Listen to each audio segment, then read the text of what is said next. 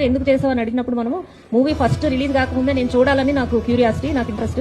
అందుకోసం నేను స్టార్టింగ్ లో అలా డౌన్లోడ్ చేసుకుని చూసేవాడిని. తర్వాత టెలిగ్రామ్ లో వీళ్ళందరూ చాటింగ్ చేసి షేర్ చేస్తే మనీ ఇస్తామని చెప్పినందుకు నేను కాపీస్ ని తెల్లగా పంపించడం స్టార్ట్ చేశాను. 23 నుంచే ఇది స్టార్ట్ చేశాను అనేసి మనకు చెప్పాడు అనమాట.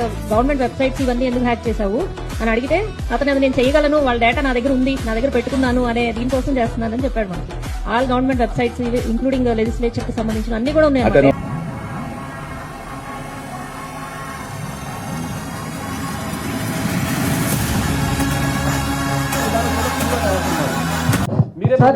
టికెట్ రేట్స్ తగ్గిస్తే పైరసీ చూడం కదా అని చెప్పి చాలా మంది సోషల్ మీడియాలో అడుగుతున్నారు సార్. దిల్రాజ్ గారు సార్, ఇమ్మడి రావు అరెస్ట్ తర్వాత అందరూ అడుగుతుంది ఇదే సార్.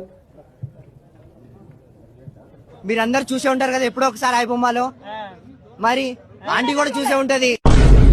మిసాలు వచ్చినాయి, గడ్డం వచ్చింది, 18 అంటే అరే ఆధార్ కార్డు ఒకసారి చూసే ఉంటది, అది పక్క.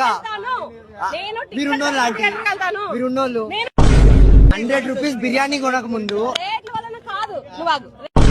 1000 రూపాయల టికెట్లు ఎవరు పెడతారా aunty? A middle class person పెడతాడు? 100 రూపాయలకే ఉన్నాయి టికెట్లు. లేదండి చూపారా అండి? అంటే ఐమాక్స్ టికెట్ ఎంత తెలుసా ఒకటి? అవునండి, గోకుల్ థియేటర్ కి వెళ్ళరా 100 రూపాయల టికెట్. మెడల్ తెగేస్తా అంటే మెడల్ తెగేస్తా అంటే 100 రూపాయలు పెట్టి బిర్యానీ తింటారా? 100 రూపాయలు పెట్టి ఓటీ తింటారా? మరి మీరే కదా ఆంటీ అంటున్నారు, మీరే కదా అంటున్నారు ఓటీలో చూడండి అని. ఇప్పుడు 100 కోట్లు రెమ్యునరేషన్ తీసుకున్నటువంటి హీరో సినిమా లాస్ అయితే రిటర్న్ ఇస్తాడు. నువ్వు ఇస్తావా రిటర్న్? చాలా మంది ఇచ్చారు. కృష్ణ ఇచ్చాడు, నాగేశ్వరరావు ఇచ్చాడు. అప్పటిది కాదండి, ఇప్పుడు మాట్లాడండి. కూడా చాలా పెద్ద స్టేట్మెంట్ ఇచ్చారు. ఒక దమ్ము ఉంటే పోలీసు వాళ్ళు పట్టుకోని చెప్పి ఎక్కడ ఉన్నారు ఇప్పుడు అని ఎమ్మడే రవి. పోలీసులు ఏమంటే దమ్ముంటే పట్టుకోండి, నా దగ్గర 5 కోటి ప్రజల యొక్క డాటా ఉంది. ఇప్పుడు మీరందరూ కూడా తెలుసు, పోలీసుని ఛాలెంజ్ చేసి ప్రభుత్వం ఛాలెంజ్ చేస్తే ఏమైతుందనేది తెలుసు. ఇప్పుడు ఎక్కడున్నారో మీకు కూడా తెలుసు. సో ఎవరు కూడా ఎంత అనుకోవద్దు. చట్టం law will take its own course of action. ఎక్కడున్నా తెలంగాణ పోలీస్ కావచ్చు, హైదరాబాద్ పోలీస్ ఎక్కడున్నా వాళ్ళని పట్టుకోవడానికి కృషి చేస్తుంది. పట్టుకొని కూడా వస్తాను. మనం తెలంగాణ హైకోర్టు వెబ్సైట్ హ్యాక్ అయినట్లుగా తెలుస్తోంది. ఆర్డర్ కాపీలు డౌన్లోడ్ చేస్తూ ఉండగా అంతరాయం ఏర్పడింది. హైకోర్టు వెబ్సైట్ లో బెట్టింగ్ సైట్ ప్రత్యక్షమైంది. పోలీసులకి ఏదన్నా మంచి సినిమా చూసి పడుకుందాం. అరే అయినా మనకి ఓటీటీ యాప్స్ లేవారా? ఐబొమ్మ ఇమ్మడి రవిని అరెస్ట్ చేసిన పోలీసులు తాజాగా ఐబొమ్మ బబన్ చిరి సైట్స్ ను పూర్తిగా క్లోజ్ చేయించేశారు.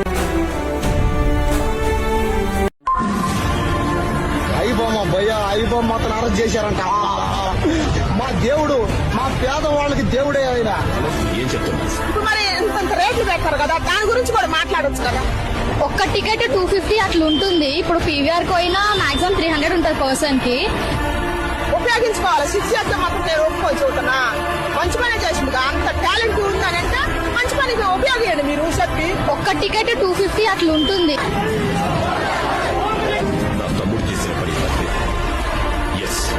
వాడు వెళ్లిన రూట్ రాంగ్, కానీ వాడే రైట్స్. You are right. నువ్వు ఏ తప్పు చేయలేవు.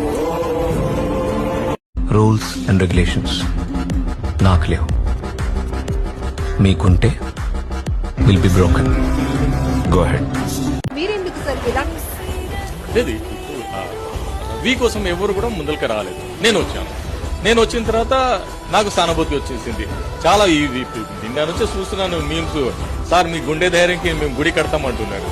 సో అలా సార్ మీకు పాలాభిషేకం చేస్తాం. ఇంకా అయితే నేను చూస్తే అసలు నాకు ఏమంటే కళ్ళు నీళ్ళు వచ్చింది. సార్ నా దగ్గర 5,000 ఉన్నాయి నా అకౌంట్ లో, మీ అకౌంట్ నంబర్ ఇచ్చండి నేను పంపుతాను. ఇంకా సార్ తెలంగాణ ఆంధ్రాలో 10 కోట్ల మంది ఉన్నారు సార్, మేము 1 రూపీ మీకు ఇచ్చేసి 10 కోట్లు ఇస్తామంటారు. ఆయన మాకు దేవుడు, మా దేవుడు రవికి మీరు బయట తీయండి వకీల్ సాబ్, మీ పాద అభిమానులు చేస్తామని చెప్తాను. అంటే ఎంత అసలు నేను కోడికత్తి కేసు వాదించాను, గుల్కరై కేసు వాదించాను, కానీ దాంట్లో అంతా నాకు ఎవ్వరు సోషల్ మీడియాలో అయింది అస్సలు లేదు. కానీ ఈ కేసులో మాత్రం చాలా సపోర్ట్ వచ్చేసింది. అసలు I'm thanks to the all iBomma Ravi fans. నేను కూడా మీకు ఫ్యాన్. ఒక సినిమా టికెట్ కొనడానికి కూడా ఆలోచించేవారు ఉన్నారు. ఒక ఓటీటీ సబ్స్క్రిప్షన్ మధ్యతరగతి కుటుంబానికి భారంగా ఉంది. సో మేము మీకోసం వచ్చాం. మా పేరు మా ముఖం మీకు తెలవదు. నేను డబ్బు కోసం రాలేదు, ఫేమ్ కోసం కూడా రాలేదు. సినిమాలు అందరికీ చేరాలని కూడా పేదరికం అడ్డుగా వద్దని అనుకున్నాను.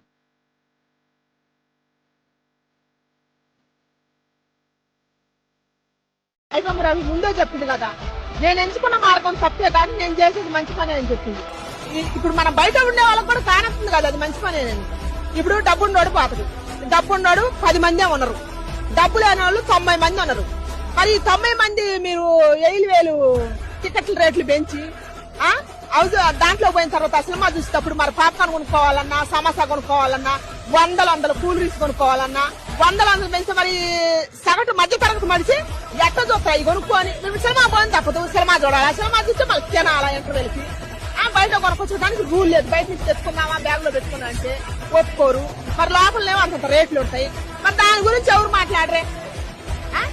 వాడు నిజంగా ఒక దేశానికి పనికొస్తాడు కదా ఈ మనిషి, ఎక్కడన్నా సెక్యూరిటీ సిస్టంలో వాడు యూజ్ చేసుకోవచ్చు కదా ఇతన్ని అని అనిపించింది నాకు. కానీ తెలిసి తెలియని వయసు, ఖచ్చితంగా ఏదో డబ్బు లేని తనం ఇవన్నీ వెంటబడి అతని మైండ్లో ఇలాంటి ఒక ఆలోచన వచ్చి చాలా మందికి ఇబ్బంది పెట్టాడు.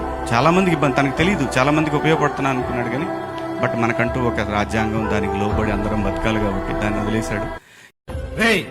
30 రోజులు 2 కుటుంబాలు 2 అమ్మాయిలు, ఒక్కరి ప్రేమ కూడా గెలుచుకోలేకపోయాడు. ఏం చేస్తారో డబ్బుతో? చెప్పాను కదరా, మనం మూలం ఇదం జగన్. కోట్లు ఖర్చు పెడితే గాని కనిపెట్టలేనంత కంచెని కట్టుకున్న మీ మేధస్సుని ఈ మార్గానికి ఎందుకు ఎంచుకున్నారు? పోయిన సినిమాకి ప్రసాద్ ఐమాక్స్ కి పిల్లల్ని తీసుకెళ్తే పాప్కార్న్ కి పెప్సిల్కి 10,000 అవుతుందని భయపడి యూ బొమ్మలోనే ఆ బొమ్మను మీరు మీ పిల్లలకు చూపించారు. ఆ రోజు మీరు పడిన ఆనందాన్ని అందరి అరుగు దగ్గరికి అందించాలని ఈ మార్గాన్ని ఎంచుకున్నారు. You have my data. విడుదలవుతుంది. ఎందుకు విడుదల కాడండి? రైట్ టు బెయిల్ అండి. అసలు యాక్చువల్లీ ఇది అరెస్ట్ అవ్వడానికి ఆస్కారం లేని కేసు ఇది. నేను చెప్తున్నా కదా, అరెస్ట్ ఆస్కారం లేని కేసు. రవి ఇంకొద్దిగా ముందుగానే ఒక మంచి లీగల్ అడ్వకేట్ పెట్టుకుంటే అరెస్ట్ కూడా జరుగుతుంది. రవిని పోలీసులు అరెస్ట్ చేశారు, అయితే ఆ కేసుని మీరు వాదిస్తారు అంటున్నారు, ఏం చెప్తారు? రవికి నేను లాయర్ గా ఈ కేసు వాదిస్తున్నాను. మన ఆంధ్రప్రదేశ్ తెలంగాణ ప్రజలకి డేరింగ్ డాషింగ్ లాయర్ కూడా రంగంలో దిగారని వాళ్ళు కూడా ఆనందిస్తారని నేను భావిస్తున్నాను. ఏందన్నా గమ్మునుండవా? ఆ సౌండ్ ఏందా కదా, నేను ఎవరికి భయపడిననే నీకు మట్టుగా తెలుసా, కానీ మార్కెట్ మొత్తం తెలవాలంటే ఆ మాత్రం సౌండ్ ఉండాలా. ఆడి కోసం అవసరమైతే మొత్తం తగలు పెట్టేస్తా సార్ నేను.